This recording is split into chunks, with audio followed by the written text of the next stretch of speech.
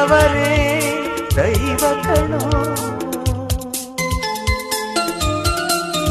ಸುಖವಾದ ಭಾಷೆಯ ಕಲಿಸೋ, ಸರಿಯಾದ ದಾರಿಗೆ ನಡೆಸೋ ಸಂಸ್ಕೃತಿಯೇ ಗುರು ಕಣೋ.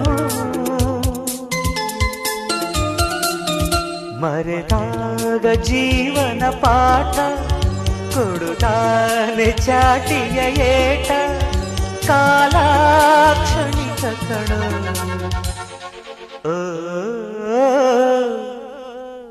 ಈ ಭೂಮಿ ಬಣ್ಣದ ಬುಗುರಿ ಆ ಶಿವನೇ ಚಾಟಿ ಕಣೋ.